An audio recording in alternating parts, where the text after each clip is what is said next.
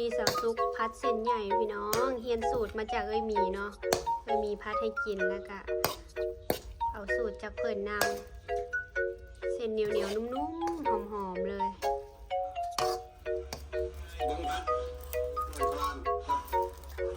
แล้วก็ปิ้งปลาตัวเกียวนงน้อยควงแหมาได้3 ตัว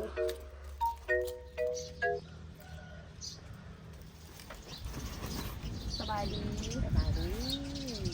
ข้าวเช้านั่นไม่ว่าเด้อสบายดีและสวัสดีพ่อแม่พี่น้องฝั่งลาวฝั่งไทยและทั้งต่างประเทศมากินข้าวเช้าร่วมกันตัวเกี่ยวกับนงน้อยพากันลงหนองแต่เช้าๆได้ปลามา3 ตัวเนาะพี่น้องเป็นจังได๋นงน้อยเขาได้3 ตัวขาดแหขาดเปิดว่ะ3 ตัวก็พอดีกินแล้วนะแม่เนาะให้ถุงสักก้อนแหได้อันหมัดก่อนได้เอามาแปลงคืนเนาะเอาเสื้อแห่แหละมาสารคืนกินกับแจ่วปลาบั้มพี่น้องมันไฟใหม่อีกหรือบอกควันเนาะควันมลพิษแต่เช้าๆเลยพี่น้องตื่นมามื้อนี้นะเพิ่นข่าวว่าที่29-30บางทีสิมีผลได้ไหมข่าวไปเลยมาทางแม่คือสิมีผลดับพังเบิ่งเนาะถ้าว่าผลมามันก็สิลดผ่อนไปหลายมลพิษเนาะฝนตกมาทำซีมพัดเส้นใหญ่ก่อนบ่แม่ใส่ไข่เป็ดกับใส่หมูในเพิ่นหอมๆเนาะเดี๋ยวใส่กระเทียมไข่คนตัวนี้บอกไข่เนาะไข่บอกไข่กระหาใหญ่เลยพี่น้องบอกไข่แต่ว่ามันมีมันนะตัวที่ไข่มันสีกลมๆกว่านี่น้ำแห้งลายเนาะน้องจ๊ะน้องจ้าห้องก็แห้งลายเลยพี่น้องน้องลุ่มนี่แห้งไวเนาะปีนี้ไม่ว่าทุกปีมันก็แห้งซ้ำนี้บ่คือแบบบ่แห้งซ้ำนี้ทุกปีกับเราโอ้เป็นน้ำเฮาใดน้ำฮดน้องน้อยก็ลืมใดน้ำฮดส่วนน้องกลางก็แห้งมันก็เจี๊ยบพี่น้อง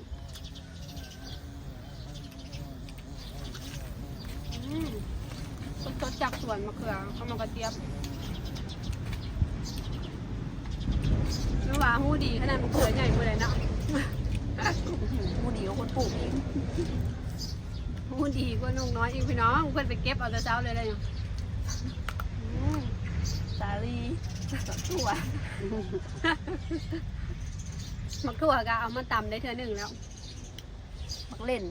ผู้ปลูกให้เพื่อนได้กินแม่คุณเก็บเอาไปให้ข้างบ้านกินแล้วเขาทำแม่เพื่อนนะพี่น้องมะเขือนี่ค่ะแซ่บพี่น้องหวานกินกับแจ่วกับลาบเอาไหมคุณบอกซื้อมันเปล่า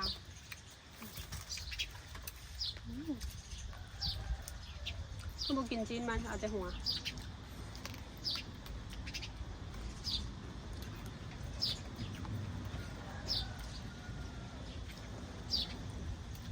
เสียงนกน้องสนั่นเลยพี่น้อง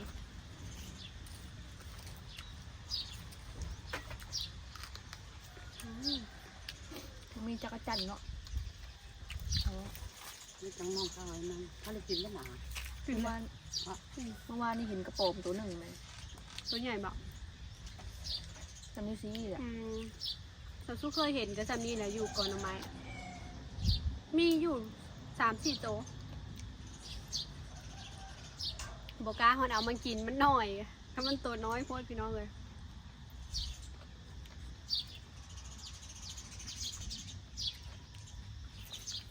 ตั้งแต่ติดตามข่าวแผ่นดินไหวเมื่อวานนี้มื้อนี้รู้สึกว่าเงียบแปลกๆน้องน้อยเนาะ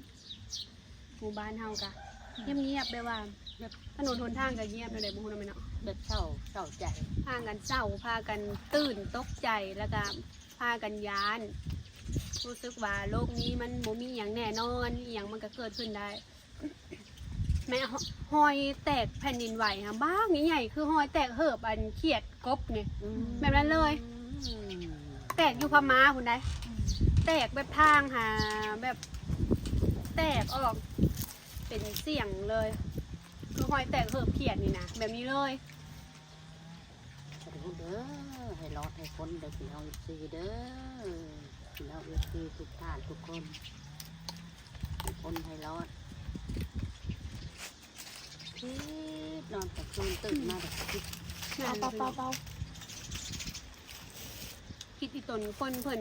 กำลังประสบภัยอยู่ตอนนี้ ในตึกกะเห็นเพิ่นรายงานมาว่ายังช่วยเหลือออกมาบ่ทันใดเบิดยังหลายอยู่นี่นะคะมันยากต่อการช่วยเหลือเนาะพี่น้องมันเป็นเล็กแบบว่าย่อลงมาทับลงมา แต่บ้านนี้ก่อนเฮาสิช่วยเหลือแต่ละชั้นเนาะเฮาก็ต้องได้ดึงเล็กขึ้นมาอีกจุดใดที่ว่ายังดึงเล็กบ่ได้เพิ่นก็ดุดเข้าไปซอยก็มีคนนอนอยู่แม่ ๆยากน้ำเล็กมาแล้วเนาะ หลายคนก็แบบนอนรอความช่วยเหลืออยู่แต่ยังมีชีวิตยังมีลมหายใจอยู่ได้แต่ใครเนี่ยพี่น้องเห็นข่าวว่ามีคนรอดชีวิตแต่ว่ายังบ่ทันรู้รายละเอียดแน่ชัดเพราะว่าเพิ่นยังช่วยเหลือออกมาได้บ่เบิดเนาะ มีอย่างหลายคนอยู่เนาะ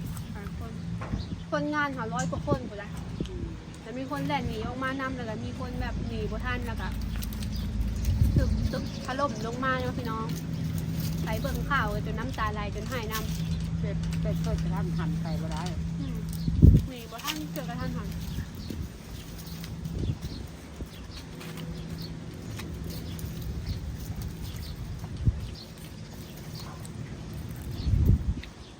หลายคนก็ให้และเนาะพี่น้องตกใจบ่เคยเจอเนาะ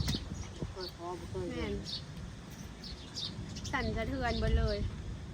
อยู่งานที่ทำนายมาว่าแนวบอกเคยหูจะได้หูแนวเคยเห็นจะได้เห็นแบบนี้แล้ว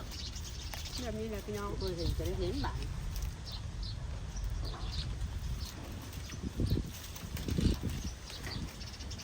มีแต่ให้มีสติระวังตัวเนาะเกิดเหตุอย่างคืนมีสติเอาตัวรอดพี่น้องประมาณนี้ มองน้ำหยังมองน้ำวิทย์เลยว่าอ๋อเนี่ยเอาไปได้ใส่ถุงตู้ถุงเสื้อแล้วเอาไป สำคัญสุดกับ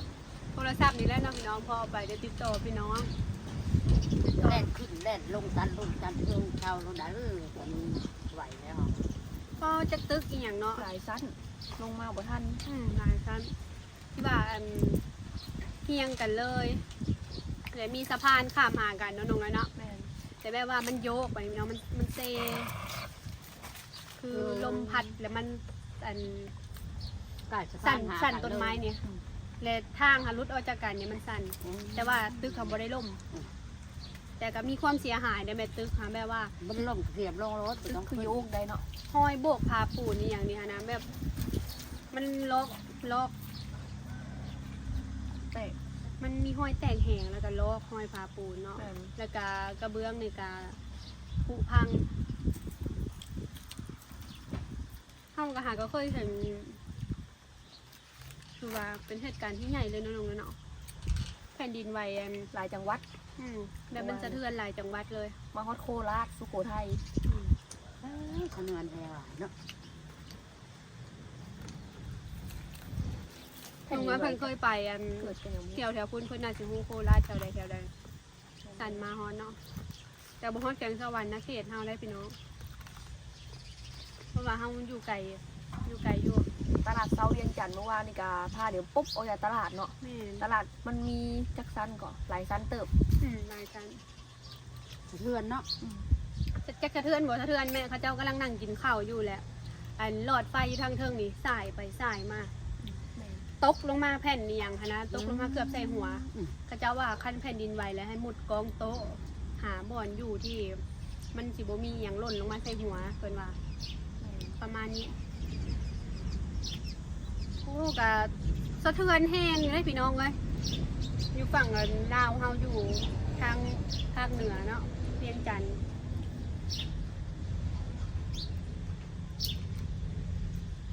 แปลว่าแผ่นดินไหวแล้วเกิดจากพม่าแม่เจ้ายังบ่ทันได้เบิ่งรูปแผ่นดินไหวเกิดจากพม่าเนาะเขาเจ้ากำลังอัปเดตลงเรื่อยๆตอนนี้นะคือรูปแผ่นดินไหวนะเฮือน2-3 ชั้นค่ะถล่มลงเบิดแบบโอ้ยเสียหายหลายแม่เอ้ย พม่าเนาะ เพราะว่าจุดศูนย์กลางมันเกิดจากพม่าเลยค่ะแต่ลามมาใส่ประเทศไทย แล้วก็สะเทือนมาฮอดลาว เพื่อนมันมีแต่เพื่อนดินเพื่อนปูน นอนดินวัด น้ำหนักมัน วัดว่าสถานที่เก่าแก่อย่างค่ะพังลงเบิดเลยพระพากันหนีออกเกือบบ่ทันพระประมาณหลายร้อย ก็แบบอยู่บ่ได้เลยนะ แบบมันพังเบิดแถวทางค่ะแม่เงินอันมีธรรมาค่ะ ทำตามความทำนายแต่เกิดโลเกิดมา มีใบอันนึงในบาพิมพ์แจก อืมใบอันคำทำนายพี่น้อง ว่าคนเฮานี่100สิเหลือ30 ประมาณว่า เหลือน้อยคนค่ะ เหลือ3ห่มผู้สีพี่น้องแม่เพิ่นเคยเว้าสู่พัง ผ้าเหลืองอยู่วัดนี่สิได้ซิกออกเอาเมีย คำทำนายเนาะ ความทำนายซิกออกเอาเมียโรคที่เกิดไม่ ก็เบิ่งไปก็ เบิ่งไป คืออยู่เนาะแม่เนาะ เออ จะมีแต่ระวังตัวเอาเด้อพี่น้อง มีคำทำนายออกมาเรื่อยๆเนาะบ่ว่าสิจากอันหมอทางไทยแล้วก็ทางลาวเนาะพี่น้อง อันนี้เราพอเท่าเว้าตั้งแต่ โลกเฮาเปลี่ยนไป ตั้งแต่พอเท่าไม่เท่ายังผุน อืม เราพอเท่าไม่เท่าเราบ่เห็นแล้วหลานเลยหลานนั่นแหละเห็นว่ะ ม ต้องเห็นว่ะเมื่อโลกเฮานี่สิเปลี่ยนแปลงไปแล้ว เห็นข่าวแผ่นดินไหวโดนย้านเลยเนาะแม่เนาะ ยาตกใจนอนไปขึ้นมากโอ้ยคือหนักมนุษย์มันจะไปนอนแล้วมันจะว่างว่ะ คิดเห็นผู้เพิ่นประสบภัยแล้วก็อีตนโอ้ยติดอยู่ในซากกันนะออกมาในหมู่นั้น บ้านพี่น้องวิซีหลายอยู่ไทยอยู่บ่ ใช่พี่น้องที่เพิ่นก็ว่า หลาย ตอนแผ่นดินไหวเนี่ยคือวินหัวนี่แม่เพิ่นเว้าค่ะ คือเป็นหัวน่ะ อืม อะไรมันเอาไปซื้อของกินพอง่ายเราไปซื้อของกินไปรถยายผู้ขายเครื่องอาหารลุกก็วิ่งหัวไหมวิ่นมันเบาหันนะเพราะเราคิดว่าความดันความอย่างขึ้นแม่ก็วิ่งหัวขายเครื่องก็ไปจากได้แม่ว่าตรงนี้สะเทือนมีวิ่งหัวได้ รู้กันเพื่อนแม่หวาในหมู่บ้านนี่พี่น้องไปทำงานไทยแบบหลายคนก็วินหัวก็เลยงงว่าเป็นหยังถามกันเบิ่งเนาะ แต่ว่ามันเป็น เล ยั ย ง ฮู้ว่าเกิดแผ่นดินไหวเพิ่นว่าเห็นห้อยแยบของดินแล้วเนาะปัตยาน มาแล้วล่ะเปิดโทรศัพท์เบิ้งว่าตามเปิดโทรศัพท์ก็แผ่นดินไหวหัวว่าคุณครูต้นอันนี้ คิดฮอด ต้น น้องอีซีเด้ เนาะเป็นห่วงอ่ะ เป็น คน ห่วง ที่คนอยู่ไกลอะ อยู่ทางพ้นเบิร์ดพี่น้องอีซีส่วนหลายอยู่ทางไทยหมด คนเราวไปทำงานไทยกันอยู่หลายในจุดบอลแผ่นดินไหวเลยได้พี่น้อง เพราะว่าเป็นกรุงเทพนั่นลงแล้ว บึ เนาะ กเสร็จ จตุจักรว่ะจตุจักรประตูน้ำ จตุจักรประตูน้ำเลย ศูนย์รวมคนไปอยู่หันเลยแม่ตอนแผ่นดินไหวค่ะคนหาผ้ากันแตกตื่นหลายแหล่นออกมาจนแบบจำกันที่เหยียบกันหมดละหลบหลายขนาดน้องสนั่นเลยส่วงนี้ค่ะใบไม้ยังป่งเดียวไปคือว่าพ่ออยู่เนาะแม่เนาะสุ่มชื้น คงเย็นพุ่ม ขนาดใบไม้ยังเปลี่ยนเนาะเปลี่ยนใบ แม่เนาะโลกกะเพิ่นกะมีการเคลื่อนตัวตลอดเวลาได้เพิ่นว่า แล้ว แบบว่า โลกคนหมุนตลอด เปลือกโลกมันเคลื่อนตัวจังใดกาขอแสดงความเสียใจนำครอบครัวผู้เพิ่นประสบภัยเด้อเนาะขอให้ทุกคนปลอดภัยขอให้คุณพระคุณเจ้ารักสมรักษาคุ้มครองเด้อ ให้คุณพระคุณสงฆ์รักษาเด้อปกปักรักษาพี่น้องที่นี่เราปลอดภัยเดินทางไปไหนให้รถให้ฝนเด้อจ้า ถึงว่าเฮาสิอยู่ทางพี่เบิ่งข่าวเฮากับโบแมนว่าสิบ่ภูมิใจสิบ่โศกเศร้าเลยพี่น้องโศกเศร้าเห็นคลิปแล้วก็นั่นแหละให้เท่าสุกนะให้เห็นคลิปนะพี่น้อง ตาซึม น้ำ ซึ่ ตาง แบบคนเป็นคนมนุษย์คือกันเป็นอยู่ที่เนาะโลกบ้านเมืองเนี่ย แม่นแบบว่าไปดิ้นรนหาเงินหาคำผันมาเจอเหตุการณ์แบบนี้เนาะ แม่ ก็เป็นได้ตนโศกเศร้าอีดีได้พี่น้อง เท่าเรือเราเนาะ คือไผมีลูกหลานไปทำงานอยู่ไทยแถวนี้ก็นอนบ่รับเลยแหละคิดเป็นห่วงกังวล โทรหาลูกชายโทรบุตรสาว บ่ติดกันเนาะ มีคนหักโทรศัพท์ บางอ้ายเพิ่นก็บ่ค่อยว่างมีแต่ไปแบกน้ำแข็ง ตอน ไปส่งน้ำแข็ง ตอนแรกอะโทรอีก